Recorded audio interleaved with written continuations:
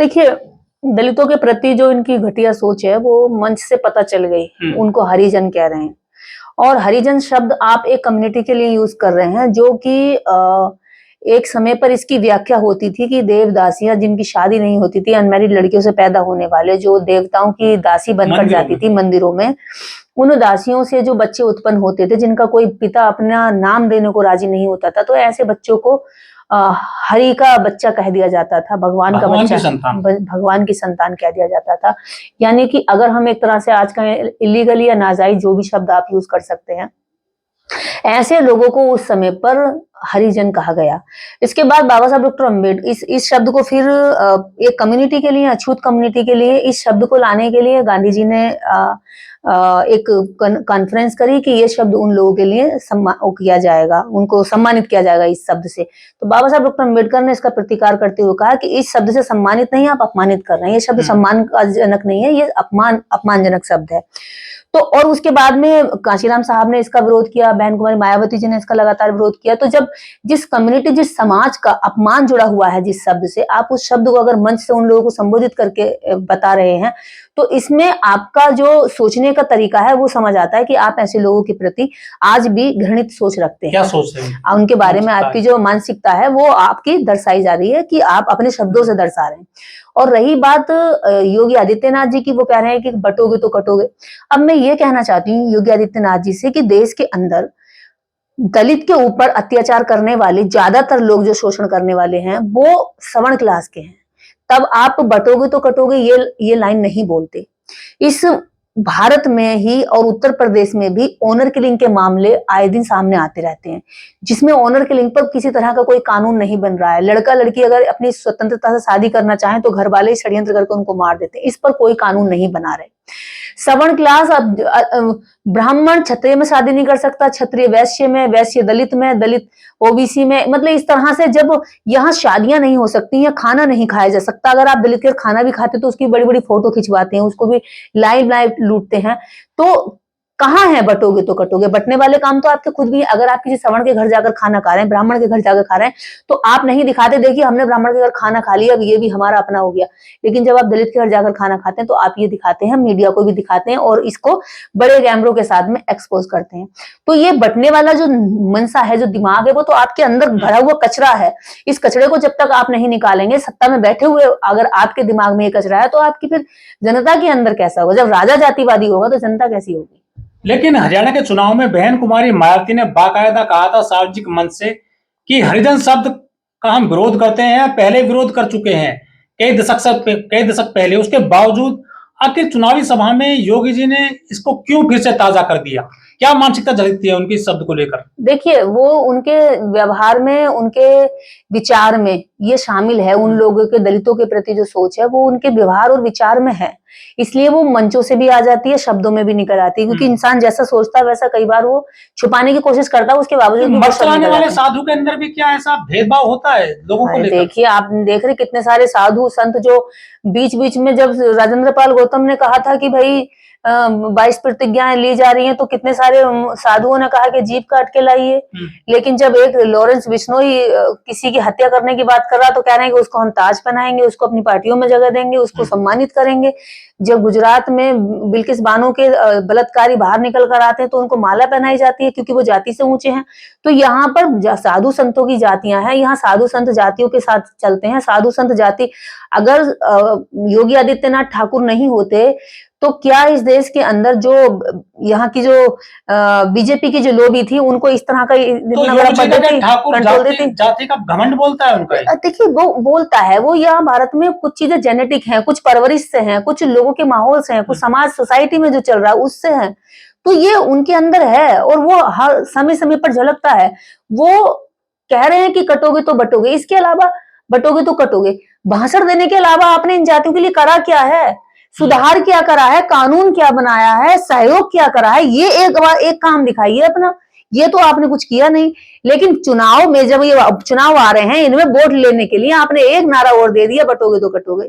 अगर बटोगे तो कटोगे कहना चाहते हो तो आप कहिए कि भैया ब्राह्मण भंगी की लड़की शादी कर सकता है, भंगी ब्राह्मण की लड़की से प्यार कर सकता है?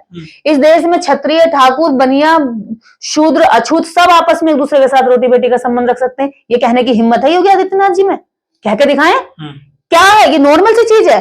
अंग्रेज, आप अमेरिका में जाकर देखिए जहाँ काले और गोरों की लड़ाई होती थी, आज वहां पे काले गोरे शादी कर रहे हैं, बच्चे कर रहे हैं, कई जनरेशन उनकी बदलती चली गई है, आज वहां परिवर्तन हो रहा है। क्या आप ये कह सकते हैं कि जातिवाद खत्म करने के लिए यहाँ ऑनर किलिंग बंद होनी चाहिए, उसके लिए कानून बनना चाहिए? क्या योगी आदित्यनाथ बटोगे कटोगे कहने के पहले या कहने के बाद अब आप ये कह सकते हैं कि ब्राह्मण भंगी एक समान है, सब आपस में रोटी बेटी का संबंध करो? आप तो उल्टा ये कहते हैं कि हमने दलित के घर खाना खा लिया, देखो जी फोटो खींचो और दिखाओ हमने दलित के घर खाना खा लिया। किसी ब्राह्मण के घर खाना खा के आपने कहीं फोटो नहीं खिंचवाया? जिस दिन ब्राह्मण के घर भी फोटो खिंचवाने लगोगे हमने ब्राह्मण के घर खाना खा लिया, वो नीच था, और दलित के घर भी फोटो खिंचवाने लगोगे, दोनों के बराबर देखने लगोगे, उस दिन कहने की हिम्मत होनी चाहिए कि बटोगे तो कटोगे। जो खुद बांटने वाले लोग हैं, जो बांट कर नजर देखने वाले लोग हैं, जो सरकारी पदों पर जो है पोस्ट बांटने वाले, जाति देखकर पोस्ट बांटते हैं, जो देश के अंदर न्याय और प्रदेश के अंदर न्याय भी जाति देखकर बांटते हैं, वो कह रहे हैं कि बटोगे तो कटोगे। अरे शर्म आनी चाहिए इस सत्ता में बैठे हुए उन सत्ताधारी लोगों को जिन्होंने इस देश के अंदर जातिवाद को और बढ़ावा दिया है। जब आप देख रहे हैं 2014 के बाद में जब से बीजेपी आई, तब से जातिवाद के घिनौने कारनामे और ज्यादा बढ़ गए हैं, सामने आ रहे हैं, सड़कों से लेकर खेतों तक और खेतों से लेकर के देश के सरकारी तंत्रों तक जातिवाद घेर रहा है लोगों को। जब देश के अंदर बंटवारे की बात आती है तो ये नहीं कहते कि बटोगे तो कटोगे, सबको बराबर हिस्सा बंटवारी करो, तब पता चलेगा कि तुम बटोगे तो कटोगे। कहने वाले जो सदियों से जो है राजा रजवाड़ों की औलादे होकर के तब से बड़ी बड़ी संपत्तियों पर कब्जा करे बैठे और जिनके मुंह निवाले नहीं जा रहे, जिनके घर में अच्छा खाना नहीं है, जिनके बच्चों के लिए अच्छी एजुकेशन नहीं है, उनके लिए तुम्हें एजुकेशन का काम करना चाहिए, बल्कि उनको धमकी दे रहे हो बटोगे तो कटोगे। बांटने वाले लोग ये बात कह रहे हैं। जनता को देखना चाहिए कि ये वो लोग हैं जो तुम्हारे बच्चों के स्कूल बंद कर रहे हैं। ये नहीं कहते कि पढ़ोगे तो आगे बढ़ोगे, ये नहीं कहते कि पढ़ोगे तो आगे अपने अधिकारों को छीनोगे, अपने अधिकारों को मांगोगे, बल्कि ये तो कहते हैं स्कूलों की बंद कर दो, ये पढ़े रहेंगे गांव देहात में और हमारी गुलामी करते रहेंगे। 1982 में ही इस शब्द पर रोक लगा दी गई थी, उसके बावजूद मत से योगी जी इस तरह से बोल देते हैं। लाखों करोड़ों लोग जो योगी जी को फॉलो करते हैं, तो वो तो खुलेआम कह देंगे, इस शब्द का प्रयोग करेंगे। देखिए, कानून की धज्जियां जितनी सरकार में उड़ाई जा रही हैं, कोर्ट की धज्जियां इस सरकार में जितनी उड़ाई जा रही हैं, वो नेता बढ़ चढ़कर उड़ा रहे हैं। जब नेता ही कानून को ताक पे रख करके उन शब्दों का इस्तेमाल करेंगे, असंवैधानिक शब्दों को बोलेंगे, और फिर इनके शब्द हेट स्पीच में भी नहीं आएंगे, कोर्ट भी इन पर काबू नहीं करेगी, कोर्ट भी इन पर जो है चाबुक नहीं चलाएगी अपने अधिकारों का, तो फिर ये तो आवारा होकर के जनता को और ज्यादा आवारा कर देंगे। आवारा किस काम के लिए? कि आपस में नफरत करेंगे लोग, शब्दों के बाण छोड़ेंगे, शब्दों से लोगों को घायल करेंगे, शब्दों से लड़ाई झगड़े बढ़ाएंगे, शब्दों से एक दूसरे में जो बन रहा जो सौहार्द का माहौल है उसको तोड़ेंगे।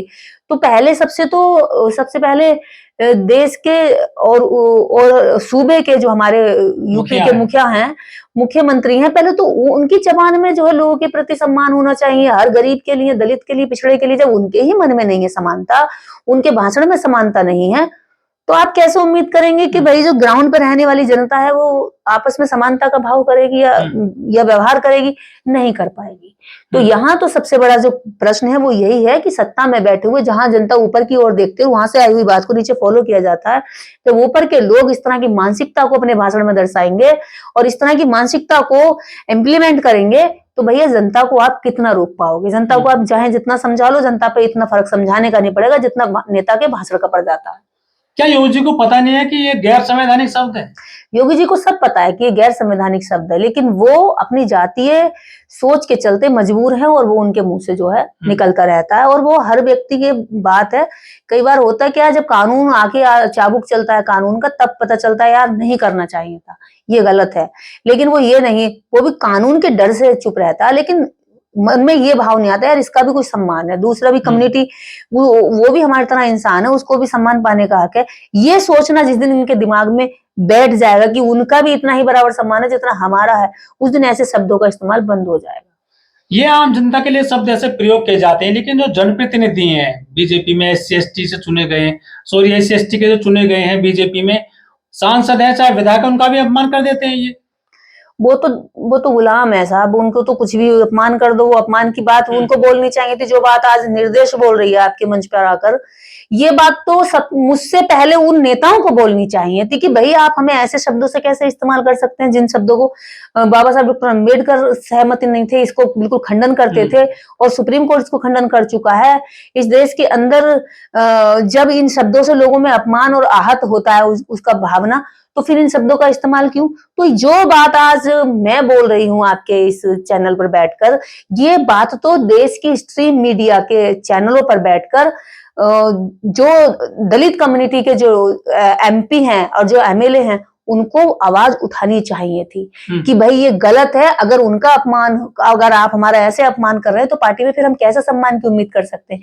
लेकिन अफसोस ये है कि जो भी बीजेपी जिनको भी टिकट देती है वो गुलामों को देती है। अभी आपने देखा उपचुनाव में खैर विधानसभा है, खैर विधानसभा में जिसको टिकट दिया है वो सवर्ण क्लास जो मतलब सड़क छाप टुच्चे पुच्चे ऐसे जो लोग हैं वो कुर्सियों पर बैठे हैं, और जिसको टिकट दिया गया है विधायकी का वो नीचे बैठा है जमीन पर। आप सोचिए, ऐसे लोगों को टिकट देते हैं जो उनकी गुलामी करते हैं, जो उनको कुर्सी पर बिठाएं जो कुछ भी नहीं है, और खुद एमपी एमएलए होकर भी उनके पैरों में नीचे बैठे, जो उनके जूठे उनके गिलास में भी पानी ना पिए, उनके डिस्पोजल फेंके हुए उसमें पानी पिए। तो ऐसी औकात वाले, ऐसी सोच वाले, ऐसी गुलामी मानसिकता के लोगों को एक टिकट देते हैं ताकि हम जो भी कुछ बोले या कानून गलत बनाए तो ये आवाज बिल्कुल ना उठा पाए। आम जनता को ये लगे जी हमने तो अपने नेता चुन लिए, और वो नेता नहीं चुनते, वो अपने गुलाम चुनते हैं। जनता भले ही नेता चुनती है वोट दे करके, लेकिन पार्टियां नेता नहीं चुनती, खासकर बीजेपी वो गुलाम चुनती है, और ऐसे गुलाम चुनती है जो आपको बस चेहरा दिखाएगी कि दलित का चेहरा है, ये ओबीसी का चेहरा है, ये एसटी का चेहरा है। बाकी उसके पीछे जो उसकी जो डोर होती है, कमान होती है, वो सब उनके कंट्रोल में होती है, वो ऐसे ही चलता है। अगर ऐसा नहीं होता ना, तो जब जब इस देश में अत्याचार की घटनाएं बढ़ती हैं, तब तब दलित एमपी एमएलए के सीने में आग जलनी चाहिए थी इस बात की कि यार हमारे होते हुए समाज में हमारे लोगों पे आज भी अत्याचार हो रहा, लेकिन उन पर जरा सी सुगबुगाहट नहीं होती, सोते रहते हैं, आराम से घूमते रहते हैं। मंच से योगी जी ने इस शब्द का प्रयोग किया है, तो देश में अनुसूचित जाति आयोग है या कोई उत्तर नहीं बोल प्रदेश रहा। आयोग, जाति आयोग, क्या वो कार्रवाई करेंगे इसमें? ना ना ना, सारे आयोग, एससी एसटी आयोग चुप बैठा है कि उसको पता ही नहीं चला जिस काम के लिए आयोग को चुना गया कि भाई इनका अपमान होगा या इनके अधिकारों का हनन होगा या इन पर अत्याचार होगा या इनके साथ किसी भी तरह का भेदभाव किया जाएगा भाषा के जरिए या शारीरिक जरिए या किसी भी तरह के एक्ट को अंजाम दिया जाएगा, तो आयोग इस पर खुद संज्ञान ले सकता है और कार्रवाई कर सकता है। आयोग चुप बैठा हुआ है। आप राज्य का आयोग देख लीजिए, चाहे तो आप राष्ट्रीय कमीशन देख लीजिए, दोनों चुप बैठे हुए, कोई कुछ नहीं बोल रहा, गूंगे बनकर बैठे।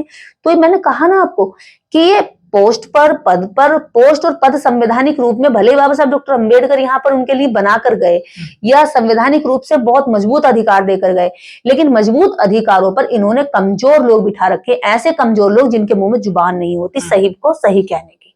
तो इसलिए मैं वही कहती हूँ जनता के बीच में जाकर हमेशा, और आज भी यही बात कह रही हूँ कि नेता वो चुनो जो आपकी बात रख सके, जो आपके दर्द को समझ सके, वो नहीं जिसको पार्टी आपकी गोद में डाल देती है और आप उसको फिर दे करके बड़ा करके उसको शैतान बना देते हो हैवान की तरह। वो फिर आपके ही अधिकारों को गटकता रहता है, खाता रहता है और अपने लिए पूंजी इकट्ठी करता रहता है।